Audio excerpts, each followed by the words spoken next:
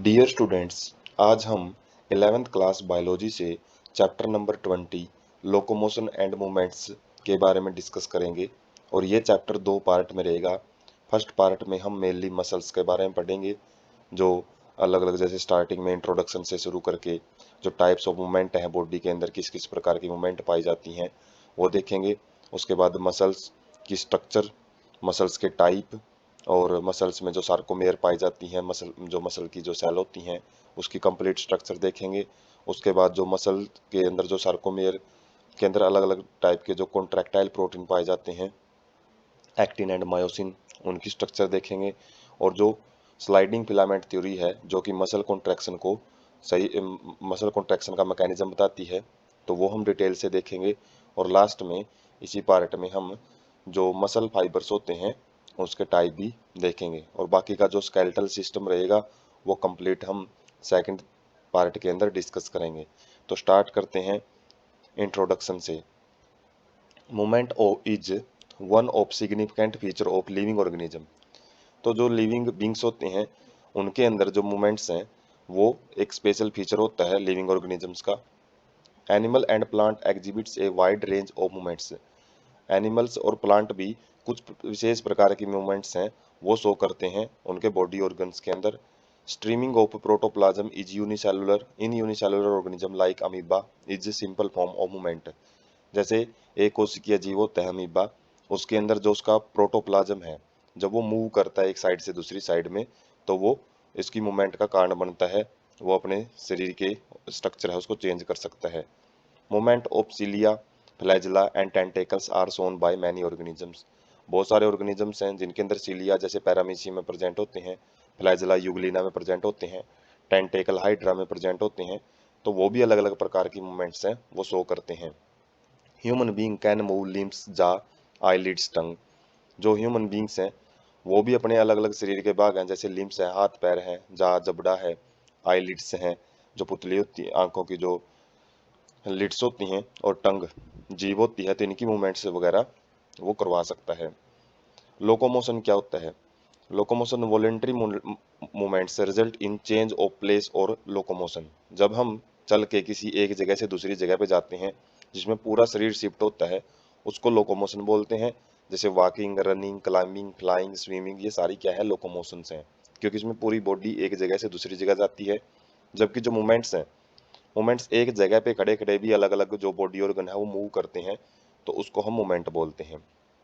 लोकोमोशनरी structure need not be different from those effecting other types of the movements.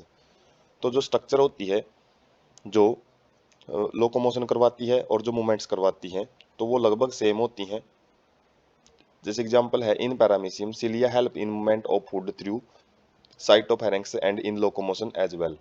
जैसे cilia होते हैं paramecium में, तो वो जो खाने की मूवमेंट होती है माउथ के अंदर, साइटोफेरेंक्स का मतलब है जो एक स्ट्रक्चर होती है, हाइपोस्टोम, एक माउथ जैसी स्ट्रक्चर होती है, तो उसके अंदर खाने की मूवमेंट को भी करवाते हैं, और साथ में वही चिलिया उसको मूव करने में भी मदद करते हैं एक जगह से दूसरी जगह। हाइड्रा है, can use it's tentacle for capturing its prey, मतलब अपने खाने को कैप्चर करने के लिए भी करता है मूव, और साथ में उसको यदि एक जगह से दूसरी जगह जाना है, लोकोमोशन करनी है, तो वो भी टेंटेकल्स की मदद से करता है। जो हमारे हाथ पैर वगैरह होते हैं, जैसे हम हमारी अपनी जो बॉडी पोस्चर होती है उसको चेंज कर सकते हैं, लेकिन इन्हीं जब पाँव से हम चलते हैं तो अपनी लोकोमोशन, जो हमारी लोकेशन है वो चेंज करते हैं। Locomotion preferred by animals very with their habitats and demand of situation. जो लोकोमोशन है अलग अलग जानवरों के द्वारा क्यों की जाती है? उनके हैबिटेट की वजह से और उनकी डिमांड ऑफ सिचुएशन के बेस पे। जैसे कि सर्च ऑफ फूड है, खाने की तलाश करनी है, शेल्टर आवास की, मेट अपने जीवन साथी की, तो उसके लिए मूवमेंट करता है। सुटेबल ब्रीडिंग ग्राउंड्स, मतलब जो प्रजनन के लिए उपयुक्त जगह ढूंढने के लिए। फेवरेबल क्लाइमेटिक कंडीशन, अच्छी रहने लायक परिस्थितियां ढूंढने के लिए। टू एस्केप फ्रॉम एनिमीज या प्रीडिएटर्स, जो शत्रु हैं या फिर जो प्रीडिएटर हैं, शिकारी पक्षी हैं, शिकारी पशु हैं, उनसे बचने के लिए भी जो एनिमल्स हैं वो मूवमेंट शो करते हैं, लोकोमोशन शो करते हैं। उसके बाद टाइप्स ऑफ मूवमेंट। मूवमेंट्स के कितने प्रकार होते हैं? Three main types of movements. Movements mainly तीन प्रकार की होती है, amoeboid, ciliary and muscular. Amoeboid movement क्या होती हैं? exhibited by special cells in our body like macrophages and leukocytes in blood। Blood के अंदर कुछ मैक्रोफेजिज और ल्यूकोसाइट कैसी होती हैं, जैसे अमीबा होती है। जैसे अमीबा में सूडोपोडिया है, उसको मूवमेंट करने में मदद करते हैं। और जो सूडोपोडिया है वो कैसे बनते हैं, जो प्रोटोप्लाज्म है उसकी स्ट्रीमिंग से। स्ट्रीमिंग का मतलब एक साइड में जब प्रोटोप्लाज्म ज़्यादा चला जाता है तो वो सूडोपोडिया बनाता है, फॉल्स पिट बनाता है। और जब ये फॉल्स पिट मूव करते हैं तो इन्हीं की वजह से जो सेल हैं अलग अलग, जैसे मैक्रोफेजिज, ल्यूकोसाइट्स, वो ब्लड के अंदर मूव करती हैं। Cytoskeletal elements like microfilaments are also involved. और इसी मूवमेंट में जो साइकोस्केलेटल होते हैं, साइटोस्केलेटल क्या होते हैं, जो अलग अलग प्रकार के फाइबर प्रेजेंट होते हैं जिसको माइक्रोफिलामेंट बोलते हैं, बिल्कुल बारीक तंतु वो प्रेजेंट होते हैं, तो वो भी मूवमेंट में मदद करते हैं। उसके बाद है ciliary movements occur in most of our internal tubular organ. जो हमारे शरीर के आंतरिक ट्यूब जैसे ऑर्गन होते हैं तो उनके अंदर सिलिया या सिलिएटेड एपिथेलियम पाई जाती है, जो कि अलग अलग जगह पे मदद करती हैं। जैसे कि हमारी जो ट्रैकिया होती है, विंड पाइप, उसके अंदर जो डस्ट पार्टिकल होते हैं एयर के अंदर, जब हम सांस लेते हैं, या फिर फॉरेन सब्सटेंस होते हैं जो इनहेल किए गए होते हैं, तो उनको रिमूव करने में मदद करती हैं इसीलिए। और इसी प्रकार से जो रिप्रोडक्टिव ट्रैक होता है, फीमेल रिप्रोडक्टिव ट्रैक, ओविडक्ट, उनके अंदर भी सिलिया प्रेजेंट होते हैं, जो कि ओवा को, जो ओवम रिलीज होता है ओवरी से, उसको मूव करवाने में मदद करते हैं। मस्कुलर मूवमेंट्स जो ज़्यादातर देखी जाती है हायर ऑर्गेनिज्म में, जैसे कि जो हमारे लिम्स हैं, जा है, टंग है, तो ये किन की वजह से मूव हो पाती है, मसल्स की वजह से।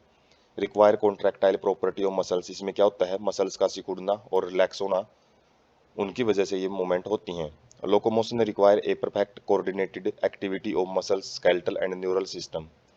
तो यदि लोकोमोशन करनी है किसी भी जीव को, तो उसके लिए मस्कुलर टिश्यू में, स्केलेटल टिश्यू में और जो न्यूरल टिश्यू है, इन तीनों सिस्टम के अंदर एक कोऑर्डिनेशन, एक समन्वय होना बहुत ज़्यादा जरूरी है।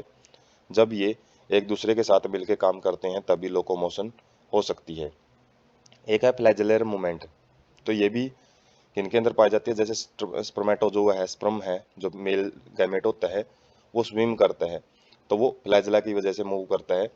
और maintenance of water current in canal system of sponges, sponges के अंदर जो फाइलम पोरिफेरा में आता है, तो उनके अंदर भी जो वाटर का जो करंट बना के रखा जाता है, वाटर कैनल सिस्टम, जो हमने डिस्कस किया था एनिमल किंगडम में जब हम फाइलम पोरिफेरा पढ़ रहे थे, तो उस टाइम पे जो ये फ्लैजेला प्रेजेंट होते हैं, और ये फ्लैजेला क्या करते हैं, वाटर की मूवमेंट को बनाए रखते हैं। और साथ में जो प्रोटोजोन्स है, जैसे यूग्लिना, यूग्लिना एक कनेक्टिंग लिंक माना जाता है प्लांट और एनिमल के बीच में, क्योंकि ये कुछ टाइम फोटोसिंथेसिस करता है, यदि सनलाइट नहीं मिलती तो ये heterotrophic mode of nutrition show करता है। तो इसके पास फ्लैजेला होते हैं दो, तो जिसकी वजह से ये मूव करता है, लोकोमोशन करता है। तो ये मेनली तो तीन प्रकार की मूवमेंट होती हैं, और जो फ्लैजेलर मूवमेंट है वो भी हम यहाँ से याद रख सकते हैं। उसके बाद है जो ये मूवमेंट्स हमने डिस्कस की हैं, अमीबॉइड, सिलेरी और मस्कुलर। अमीबॉइड जैसे अमीबा के अंदर मूवमेंट्स है, जैसे हम देख सकते हैं, इसके अंदर क्या होता है, साइटोप्लाज्म स्ट्रीमिंग होती है, साइटोप्लाज्म है वो मूव करता है एक जगह से, स्यूडोपोडिया बनते हैं। और हमारे अंदर जो माइक्रोफेजिज वगैरह होती हैं, जो ब्लड के अंदर जो इम्यून सिस्टम प्रोवाइड करती हैं, तो वो सेल भी ऐसे ही मूव करती हैं। उसके बाद है सिलेरी मूवमेंट्स, जैसे कि पैरामीशियम में दिखाई देते हैं, जैसे सिलिया हेयर जैसी स्ट्रक्चर प्रेजेंट होती है पैरामीशियम में, वो उसको मूव करने में मदद करती है। और जो मस्कुलर मूवमेंट होती है, जैसे हमारे लिम्स के अंदर जो भी मूव करते हैं, जैसे ये मसल्स हैं, तो मसल्स जब कॉन्ट्रैक्ट या रिलैक्स होती हैं तो उसकी वजह से भी मूवमेंट देखने को मिलती हैं। उसके बाद है मसल। मसल क्या है, स्पेशलाइज्ड टिश्यू, विशेष प्रकार का टिश्यू होता है मीजोडर्मल ओरिजिन। तो मीजोडर्मल जो जर्म लेयर होती है उससे बनता है। Contribute about 40 to 50% of the body weight of the human adult. जो ह्यूमन अडल्ट होता है उसमें 40 से 50% जो भाग होता है बॉडी वेट का, वो मसल्स ही बनाती हैं। Have special property like excitability, contractility, extensibility and elasticity. तो ये मूवमेंट, ये जो अलग अलग टाइप की इसकी प्रॉपर्टी होती है, एक्साइटेबिलिटी का मतलब ये एक्साइटेड हो सकती हैं, जो नर्व सिग्नल आते हैं उनके द्वारा इसके अंदर एक्साइटेबिलिटी देखी जा सकती है, उत्तेजना देखी जा सकती है।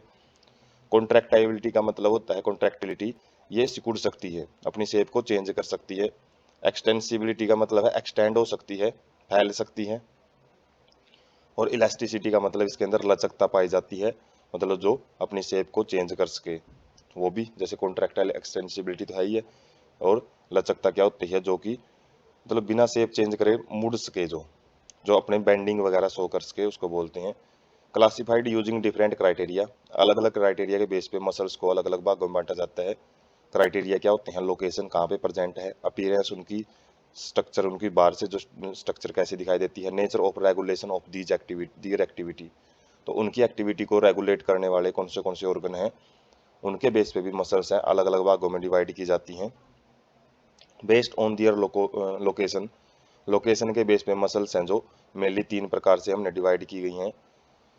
और ये हमने जो ऑर्गेनाइजेशन पढ़ा था एनिमल के अंदर, ऑर्गेनाइजेशन इन एनिमल्स, उनके अंदर भी ये 3 प्रकार की जो मसल्स हैं वो डिस्कस की थी, जैसे skeletal muscle, visceral muscle and cardiac muscle. इनके बारे में डिटेल से देखते हैं। स्केलेटल मसल्स क्या हैं? Closely associated with skeletal component of body, जो हमारा मेन ढांचा होता है बॉडी का, तो उसके साथ ये अटैच्ड होती हैं क्लोजली, बिल्कुल अच्छे ढंग से अटैच होती हैं। Have a striped appearance under microscope, जब माइक्रोस्कोप में देखते हैं तो स्ट्रिप्स बनी हुई दिखती हैं, पट्टियां सी बनी हुई दिखेंगी, इसलिए इनको स्ट्रेटेड मसल्स भी बोलते हैं। Their activity are under voluntary control, तो जो हम इनको अपनी इच्छा अनुसार इनकी एक्टिविटी करवा सकते हैं, जैसे नर्वस सिस्टम से ये कंट्रोल होती हैं, इसलिए इनको वॉलेंटरी मसल्स भी बोला जाता है। Primary involve in the locomotory action, जो भी हम मूव करते हैं एक जगह से दूसरी जगह, या फिर हमारे बॉडी पोस्चर चेंज होते हैं, मूवमेंट एंड लोकोमोशन जो करवाई जाती है वो स्केलेटल मसल्स के द्वारा ही करवाई जाती है। उसके बाद है विसरल मसल्स। विसरल क्या होते हैं? इंटरनल ऑर्गन, जितने भी शरीर के अंदर ऑर्गन होते हैं उनको विसरल ऑर्गन बोलते हैं। तो विसरल मसल्स कहाँ पे पाई जाएगी? Inner wall of all visceral organ, जो इंटरनल ऑर्गन होते हैं उनकी जो अंदर से वो खोखले होते हैं तो उनकी इनर वॉल में पाई जाती हैं ये muscles. Of the body like alimentary canal, जैसे हमने डाइजेस्टिव सिस्टम में पढ़ी थी, जो मस्कुलेचर लेयर होती है। रिप्रोडक्टिव ट्रैक है तो उसके अंदर भी वो किसका बना होता है? उसके अंदर वाली वाल है विसरल मसल से। Do not exhibits any situation and are smooth in appearance, तो इनकी कोई स्ट्रेसन नहीं दिखाई देते, कोई पट्टियां नहीं बनी होती, इसलिए इसको नॉन स्ट्रेटेड मसल्स भी बोलते हैं, ये स्मूथ मसल्स भी कहलाती हैं। Their activities are not under voluntary control, ये अपनी इच्छा अनुसार हम इनको मूव नहीं करवा सकते, इसलिए इनको इनवॉलेंट्री मसल्स भी बोलते हैं। Assist in transportation of food through digestive track and gamete through the genital track, तो ये अलग अलग काम करते हैं, जैसे डाइजेस्टिव ट्रैक में जो खाना है उसको एक जगह से दूसरी जगह पे ट्रांसपोर्ट करना है, और जो गैमेट्स हैं जेनिटल ट्रैक के अंदर जैसे ओवा है, ओवम को मूव करवाना है, तो वो काम विसरल मसल्स का होता है। उसके बाद है cardiac muscles. Muscles of heart assembled in the branching pattern to form a cardiac muscle, तो जो ये मसल्स हैं ये ब्रांचिंग मतलब टहनी जैसे एक जो टहनियाँ निकली होती हैं एक ब्रांच से या फिर एक स्टेम से, इस तरीके से एक नेटवर्क लाइक स्ट्रक्चर बनाती हैं ये। बेस्ड ऑन अपीयरेंस, अपीयरेंस के बेस पे जो कार्डियक मसल्स हैं वो स्ट्रेटेड होती हैं, इसमें पट्टियाँ सी बनी होती हैं, जब माइक्रोस्कोप में हम देखते हैं। They are involuntary in nature, ये भी इनवॉलेंट्री होती हैं, as nervous system does not control their activities directly, क्योंकि नर्वस सिस्टम है उनकी एक्टिविटी को डायरेक्टली कंट्रोल नहीं कर सकता। तो मसल स्ट्रक्चर देखते हैं। Made of A number of muscle bundles of fascicles, तो जो मसल्स होती हैं वो बंडल्स का मतलब गुच्छा होता है किसका? फेसिकल्स का, मतलब मसल फेसिकल्स कहते हैं उसको बंडल को, मतलब एकजुट होते हैं, एक गुच्छे में पाए जाते हैं muscle fibres. Hold together by common collagenous connective tissue layer fascia, तो फेसिकल क्यों बोलते हैं? क्योंकि जितने भी ये मस्कुलर फाइबर्स होते हैं ये एक कॉमन कवरिंग से कवर होते हैं, बाहर की तरफ एक परत इसकी कॉमन होती है जो कोलेजिनस मतलब कोलेजन फाइबर की बनी होती है। Each muscle bundles contain a number of muscle fibre, जो ये बंडल है ये किसका बना होता है? मसल फाइबर्स का, मतलब रेशे होते हैं मसल के। सार्कोलीमा क्या होता है? Plasma membranes of each muscle fibre enclosing sarcoplasm, तो प्रत्येक जो मसल फाइबर है उसकी अंदर जो प्लाज्मा मेम्ब्रेन प्रेजेंट होती है उसको हम सार्कोलीमा बोलते हैं। और सार्कोलीमा के अंदर जैसे साइटोप्लाज्म प्रेजेंट होता है सेल के अंदर, सेल मेम्ब्रेन के अंदर, इसी प्रकार से इनके भी जो सार्कोलीमा के अंदर सार्कोप्लाज्म फील्ड होता है, लिक्विड फील्ड जो भरा होता है। Muscle fibre is a syncytium as sarcoplasm contain many nuclei, तो यहाँ पे मल्टी न्यूक्लिएट कंडीशन पाई जाती है क्योंकि एक सेल के पास काफी सारे न्यूक्लियस प्रेजेंट होते हैं। Sarcoplasmic reticulum, endoplasmic reticulum of muscle fibre is store house of the calcium ion, जो सार्कोप्लाज्मिक रेटिकुलम है जैसे एंडोप्लाज्मिक रेटिकुलम होता है तो इसी प्रकार से ये एक नेटवर्क लाइक स्ट्रक्चर होती है जो कि क्या होता है, store house of calcium ion. और ये कैल्शियम आयन कहाँ पे रोल प्ले करते हैं, मसल कॉन्ट्रैक्शन में, जो हम आगे स्लाइडिंग फिलामेंट थ्योरी देखेंगे उसमें पढ़ेंगे इनके रोल को। Presence of large number of parallel arranged filaments in sarcoplasm, myofilaments और मायोफाइब्रिल्स। तो large number of parallel arrangement present होता है फिलामेंट्स मतलब फाइबर्स के अंदर, छोटे छोटे जो बारीक बारीक से तंतु होते हैं जो कि पैरेलली एक दूसरे के समांतर अरेंज होते हैं, किसके अंदर, सार्कोप्लाज्म के अंदर। और इनको क्या बोलते हैं, मायोफिलामेंट्स या फिर मायोफाइब्रल्स बोलते हैं। मायो वर्ड यहाँ पे मसल से रिलेटेड यूज किया जाता है। Each myofibrils has alternate dark and light bands on it. जो मायोफाइब्रल्स होते हैं उनके अंदर अलग अलग पट्टियां बनी होती हैं, एक डार्क बैंड होता है, एक लाइट बैंड होता है। जब हम सार्कोमेयर की स्ट्रक्चर देखेंगे तो ये अलग अलग बैंड भी वहाँ पे डिस्कस करेंगे।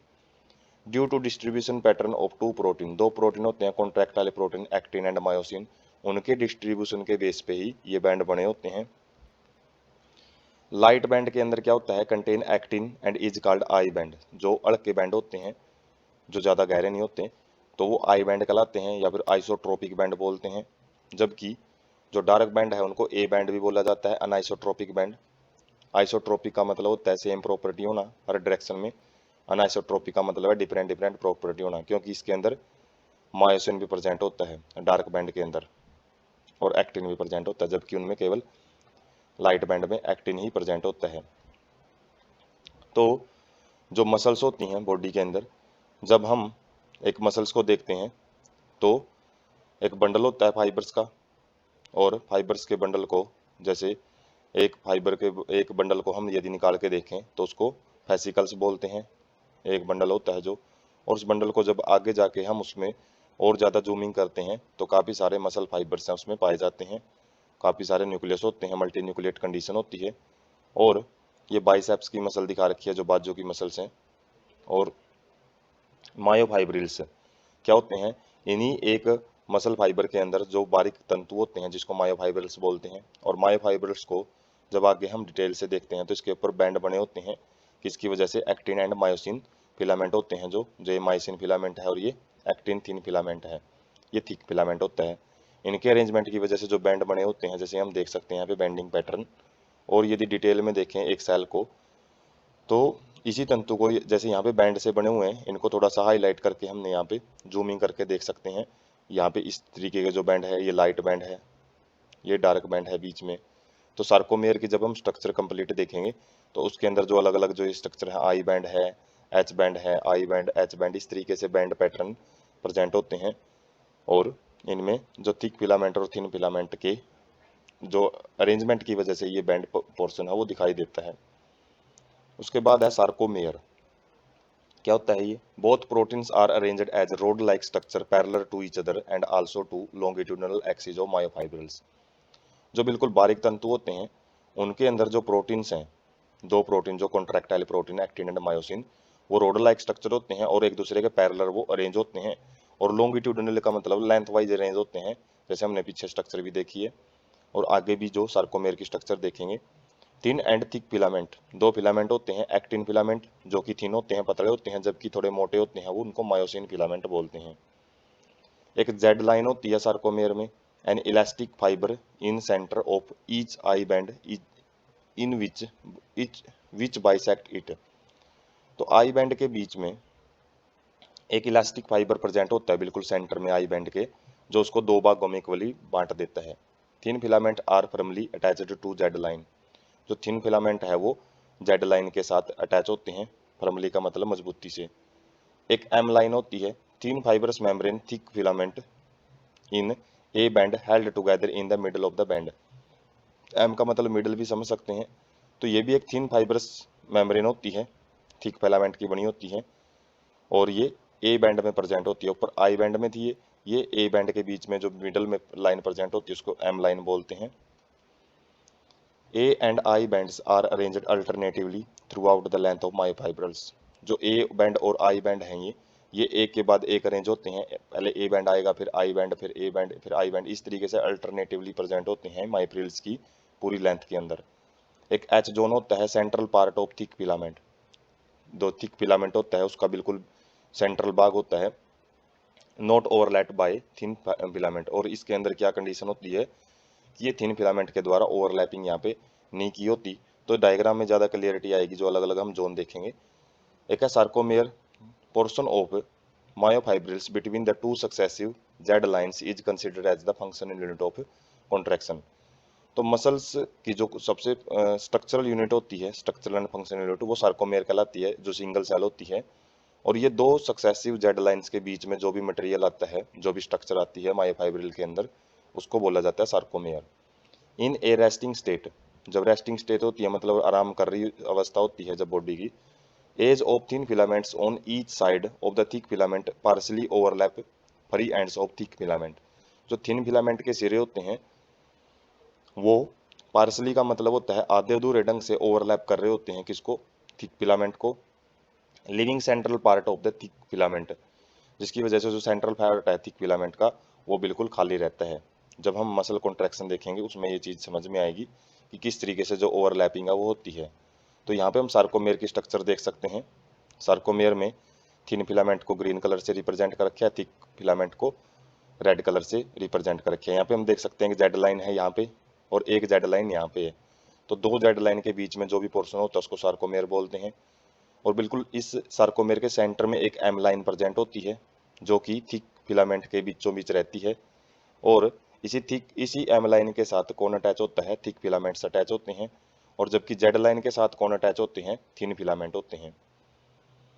और एच जोन क्या होता है, जो केवल थिक फिलामेंट का होता है। जैसे हम देख सकते हैं जो यहाँ से रेड कलर का केवल पोर्शन है वो एच जोन है। और जबकि ए बैंड किसको बोलेंगे, जो थिक फिलामेंट और थिन फिलामेंट दोनों आ जाते हैं इसके अंदर। यहाँ से इस साइड वाला पोर्शन और यहाँ तक का जो पोर्शन है वो ए बैंड कहलाता है। और उसके बाद केवल थिन फिलामेंट वाला पोर्शन है, जैसे केवल ग्रीन ग्रीन कलर का जब पोर्शन इसके अंदर आए तो उसको आई बैंड बोलते हैं। अब हम देख सकते हैं इसको ए बैंड क्यों बोलते हैं, अनाइसोट्रोपिक बैंड, क्योंकि इसमें एक्टिन और मायोसिन, एक्टिन मायोसिन इस तरीके से प्रेजेंट होते हैं। जबकि आई बैंड के अंदर केवल और केवल क्या प्रेजेंट होते हैं, एक ही टाइप की प्रॉपर्टी होती है, किसकी वजह से, एक्टिन की वजह से, इसलिए इसको आई बैंड बोलते हैं। और इसकी कंपोजिशन की वजह से जो इसका कलर है वो लाइट होता है और इसकी थोड़ी सी ज़्यादा कंपोजिशन की वजह से जो कलर है वो डार्क रहता है। उसके बाद स्ट्रक्चर ऑफ कॉन्ट्रैक्टाइल प्रोटीन, जो एक्टिन एंड मायोसिन है उनकी स्ट्रक्चर देखते हैं। एक्टिन थिन फिलामेंट किसका बना होता है, ये 2F फिलामेंट। तो ये आगे भी इसके छोटे तंतु होते हैं जिसको एफ फिलामेंट, फिलामेंटस एक्टिन बोलते हैं, helically around two each other. जो दो एफ फिलामेंट होते हैं एक दूसरे के हेलिकली, वो एक दूसरे के वाउंड मतलब गिरे हुए होते हैं। Each F actin is polymer of monomeric ji globular protein. प्रत्येक जो एफ एक्टिन होता है वो मोनोमेरिक मतलब जी ग्लोबुलर प्रोटीन मतलब ग्लोब छोटे छोटे जो गेंद जैसी स्ट्रक्चर से बना होता है। ट्रोपोमाइसिन क्या होता है, two filament run close to F actin throughout the length. F actin जो होता है उसके सराउंडिंग में दो एक्स्ट्रा थिन फिलामेंट्स भी प्रेजेंट होते हैं, उनको ट्रोपोमाइसिन बोलते हैं। एक ट्रोपोनिन होता है, एक complex protein distributed at regular interval on the ट्रोपोमाइसिन। ट्रोपोमाइसिन के कुछ कुछ जगह पे एक कॉम्प्लेक्स प्रोटीन प्रेजेंट होता है। और इन रेस्टिंग स्टेज सब unit of troponin mask active binding site for the myosin on the actin filament. तो जो ट्रोपोनिन की जो ऊपरली परत होती है उसके ऊपर ये कवर होता है, मास्क मतलब इसके ऊपर कवरिंग प्रेजेंट होती है जब ये रेस्टिंग स्टेज में होता है। Mask active binding site for the myosin on the actin filament. और साथ में किसका काम करता है, जब इसको मायोसिन फिलामेंट के साथ अटैच होना होता है तो ये मास्क है वो हट जाता है और जिसकी वजह से ये फिर एक्टिन जो मायोसिन फिलामेंट है उनके साथ अटैच होता है। जो स्लाइडिंग फिलामेंट थ्योरी है उसमें हम डिटेल में देखेंगे बात। मायोसिन थिक फिलामेंट, मायोसिन है जो वो थिक फिलामेंट कहलाता है, वो पॉलीमराइज्ड प्रोटीन होता है मतलब बहुत सारी मोनोमर यूनिट से मिलकर बनता है। और मैरोमाइसिन क्या होते हैं, many monomeric protein constitute one thick filament. मतलब जो मोनोमरिक यूनिट होती है उसको मीरो मायोसिन्स बोलते हैं। टू पार्ट होते हैं इसके, एक हैवी मीरोमाइसिन होता है HMM, एक लाइट मीरोमाइसिन होता है। HMM हैवी का मतलब एक globular head with short arm. तो एक हेड पोर्शन होता है और जिसके साथ में एक शॉर्ट आर्म, एक छोटी बाजू मतलब एक टेल टाइप स्ट्रक्चर होती है। Head and short arm project towards at regular distance. मतलब जो हेड और शॉर्ट आर्म्स हैं कुछ कुछ जगह पे वो बाहर की तरफ उभरी होती हैं रेगुलर डिस्टेंस पे। Angle from each other from surface of polymerized myosin filament cross arm. तो कुछ एंगल के ऊपर ये प्रत्येक जगह पे, मतलब थोड़ी थोड़ी जगह पे जो पॉलीमराइज्ड मायोसिन फिलामेंट है उसमें बाहर की तरफ निकली हुई स्ट्रक्चर है, क्रॉस आर्म बनाती हैं ये। Globular head is an active ATPase enzyme and has binding site for ATP and active sites for the actin। तो जो ग्लोबुलर हेड होता है वो ATPase एंजाइम वहाँ पे प्रेजेंट होता है, और जो कि क्या करता है, ATPase के साथ जब बाइंडिंग करता है तो वहाँ से एनर्जी रिलीज करता है, और इसी एनर्जी की वजह से जो कॉन्ट्रैक्शन रिलैक्सेशन है मसल्स में वो की जाती है। जबकि जो लाइट मेरोमाइसिन होता है वो एक टेल रीजन को रिप्रेजेंट करता है। डायग्राम से हम समझते हैं इन दोनों को। जैसे ये एक्टिन फिलामेंट है, एक्टिन फिलामेंट, और ये ट्रोपोमाइसिन है, और एक्टिन फिलामेंट की एक गेंद सी जैसी स्ट्रक्चर्स होती हैं, और ये गेंद सी जो स्ट्रक्चर्स हैं ये क्या हैं, ग्लोबुलर प्रोटीन होते हैं। और जैसे बोला था एक्टिन होता है वो दो गेंद जैसी जो लाइनों से बना होता है जिनको एफ एक्टिन बोलते हैं, और एक जो एफ एक्टिन है, एक जो लाइन है गेंदों की जो गेंद सी दिखाई दे रही है वो ग्लोबुलर प्रोटीन से मिलकर बनते हैं जिनको जी प्रोटीन बोलते हैं, या फिर जी स्ट्रक्चर बोल सकते हैं। और जो ये स्ट्रक्चर दिखाई दे रही है बीच के अंदर, तो ये क्या है, जब ट्रोपोनिन कॉम्प्लेक्स है, तीन जो स्ट्रक्चर प्रेजेंट होती है, और साथ में कुछ फाइबर जैसी स्ट्रक्चर्स हैं वो इन दोनों फिलामेंट को, एपेक्टिन फिलामेंट को एक साथ एकजुट रखते हैं, तो उनको ट्रोपोमाइसिन बोलते हैं। उसके बाद जो ये तो एक्टिन है, और ये मायोसिन। मायोसिन में क्या होता है, हेड रीजन होते हैं दो, मोटर डोमेन जिसको बोला गया, एक नेक रीजन होता है, और जो ये टेल रीजन होता है ये क्या होता है, कोइल्ड टेल डोमेन। तो हेड रीजन है ये बीच बीच में बाहर की तरफ रहते हैं, तो ये एकजुट होते हैं जब काफ़ी सारे जो मायोसिन फिलामेंट है काफ़ी एकजुट होकर रहते हैं, तो कुछ कुछ जगह पे जो हेड रीजन है वो बाहर की तरफ राइज होते हैं। और एक जगह पे जो एक्टिन बाइंडिंग लूप है ये क्या करता है, एक्टिन के साथ अटैच होता है, जो कि मसल कॉन्ट्रैक्शन में मदद करता है। तो मसल कॉन्ट्रैक्शन या स्लाइडिंग फिलामेंट थ्योरी है वो देखते हैं डिटेल में। स्टेप्स ऑफ मसल कॉन्ट्रैक्शन के क्या क्या स्टेप होते हैं। Initiated buy signal sent by central nervous system. जब सेंट्रल नर्वस सिस्टम का सिग्नल है मसल्स के पास आता है, किसके द्वारा, मोटर न्यूरॉन्स के द्वारा। मोटर न्यूरॉन क्या होती हैं, जो मसल्स को, जो सिग्नल को ब्रेन से लेके आती हैं। सेंस न्यूरॉन क्या होती हैं, जो सेंस रिसेप्टर से जो ब्रेन के पास सिग्नल लेके जाती हैं। तो मोटर यूनिट क्या होती है, a motor neuron along with muscle fibre. जब जो मसल फाइबर के साथ में जो मोटर न्यूरॉन है वो अटैच हो जाती है, जो स्ट्रक्चर बनती है, तो उसको क्या बोला जाता है, मोटर यूनिट। न्यूरोमस्कुलर जंक्शन और मोटर एंड प्लेट क्या होता है, ये junction between motor neuron and सार्कोलीमा। तो जो मोटर न्यूरॉन जब आके सिग्नल छोड़ती है किसके पास, सार्कोलीमा के पास, उनके बीच में जो जंक्शन होता है, खाली जगह होती है, तो उसको मस्कुलर जंक्शन बोलते हैं। मतलब नर्व सेल और मसल्स के बीच में जो जंक्शन का काम करते हैं। Neural signal release a neurotransmitter acetylcholine which generate an action potential in sarcolemma. तो जो न्यूरल सिग्नल आता है उसके अंदर एक एसिटोकोलाइन न्यूरो ट्रांसमीटर होता है, मतलब एक सिग्नल होता है जो कि एक्शन पोटेंशियल को क्रिएट करता है सार्कोलीमा के अंदर। एक्शन पोटेंशियल मतलब करंट को पैदा करेगा सार्कोलीमा में, मतलब चार्ज का डिस्ट्रीब्यूशन करता है। और जो ये चार्ज है ये पूरी मसल फाइबर में फैल जाता है and cause release of calcium ion into the sarcoplasm. जो सार्कोप्लाज्मिक रेटिकुलम था उसमें से जो कैल्शियम आयन है वो बाहर की तरफ रिमूव हो जाते हैं, जो कि अभी सार्कोप्लाज्म में आ जाते हैं। Binding of calcium with a subunit of troponin on actin filament removing masking of active site for myosin. तो अब क्या होएगा, जो कैल्शियम है, कैल्शियम बाइंड करते हैं किसके साथ, ट्रोपोनिन के साथ। जो ट्रोपोनिन एक्टिन के अंदर पाया जाता है उसके साथ जाकर वो बाइंडिंग करते हैं, और वो क्या करते हैं, मास्किंग, जो मास्क वो लिए हुए थे उसको रिमूव करते हैं। कहाँ पे मास्क था, वो एक्टिव साइट के ऊपर था, जो active sites of the myosin. Myosin के ऊपर जो एक्टिव साइट के ऊपर जो मास्क बना रहता है जो कि इनएक्टिव स्टेज में होता है, तो उस मास्क को भी ये रिमूव करते हैं। Utilising energy from ATP hydrolysis and myosin head binds to the exposed active sites on the actin to form cross bridge. तो एटीपी हाइड्रोलाइसिस के द्वारा जो एनर्जी पैदा होती है, तो उससे जो मायोसिन के हेड रीजन होता है, जो हेड रीजन देखा था हमने, वो जो मायोसिन जो एक्टिन होता है, एक्टिन की एक्टिव साइट के, जो ट्रोपोनिन की एक्टिव साइट है वहां पे जाके बाइंडिंग करना स्टार्ट कर देता है, और वो क्या बनाता है, क्रॉस ब्रिज बनाता है। Thick filament pulls attached actin filament towards the centre of A band. तो अब अटैचमेंट की वजह से जो थिक फिलामेंट है, मायोसिन है, वो एक्टिन फिलामेंट को अपनी तरफ खींचता है, मतलब ए बैंड की तरफ खींचना शुरू कर देता है, मतलब ए बैंड का जो सेंटर है, सेंटर की तरफ खींचता है। Z line pulled inward and thereby causing a shortening of sarcomere. जो जेड लाइन है, जो दो जेड लाइन के बीच में सार्कोमेयर्स हैं, तो दोनों जेड लाइन पास पास में आना शुरू हो जाती हैं, जिसकी वजह से जो सार्कोमेयर है उसकी लेंथ कम हो जाती है, जिसको कॉन्ट्रैक्शन बोलते हैं, सिकुड़ना बोलते हैं। I band get reduced and where A band retain length. I band है, उनकी जो लेंथ है वो कम हो जाती है, जबकि ए बैंड होते हैं वो अपनी लेंथ को बनाए रखते हैं, उनकी लेंथ में कोई कमी नहीं होती। Myosin releasing ADP and pi goes back it's relaxed state. जो मायोसिन है बाद में वो क्या करता है, एटीपी से जब एडीपी प्रोड्यूस करेगा, मतलब एनर्जी जो भी ये यूज कर लेता है, तो ये नॉर्मल रिलैक्स्ड स्टेट में चला जाता है। जब तक एनर्जी रहेगी तो ये कॉन्ट्रैक्टेड स्टेट में रहेगा, और जैसे ही एनर्जी ये खत्म हो जाती है तो ये रिलैक्स्ड स्टेट में चला जाता है। और अब क्या होगा, a new ATP bind and cross bridge is broken. तो नया जो एटीपी है वो आगे बाइंड होएगा, और जो पहले वाला क्रॉस ब्रिज है वो ब्रोक होएगा, टूट जाएगा। ATP is again hydrolysed bye myosin head and cycle of the cross bridge formation and breakage is repeated.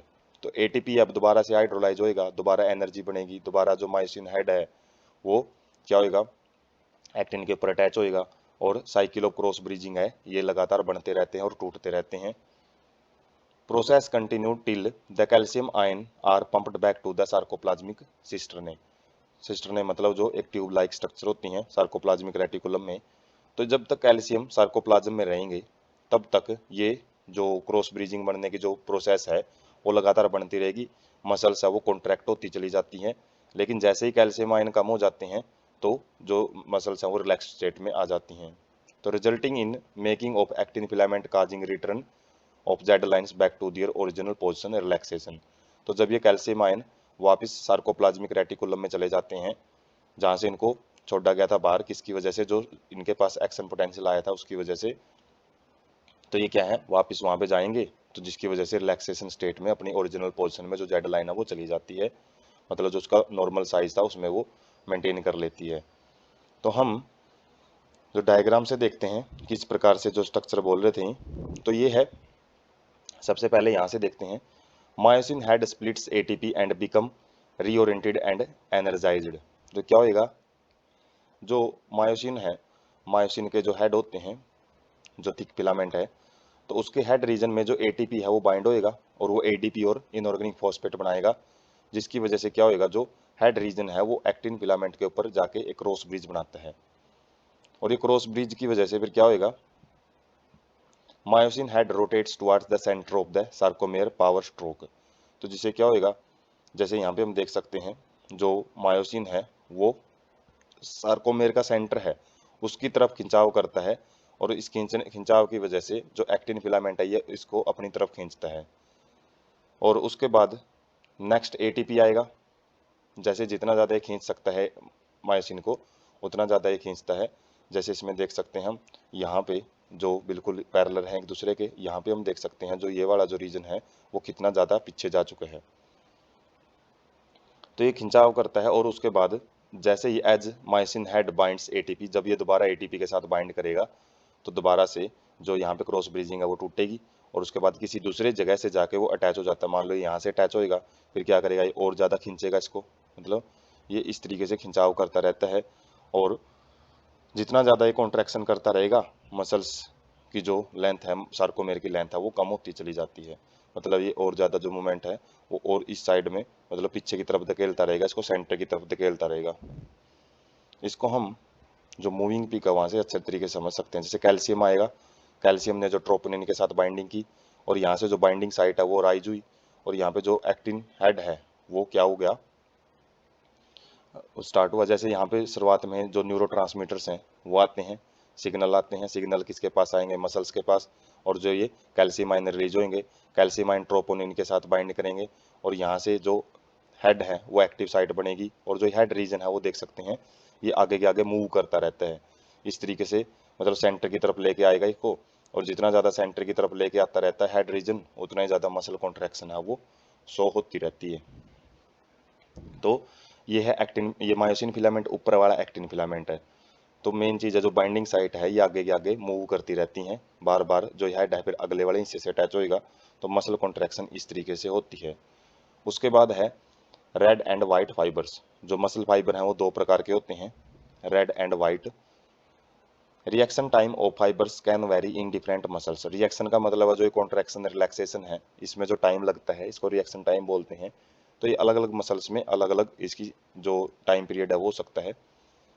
Muscle contain red coloured oxygen storing pigment myoglobin.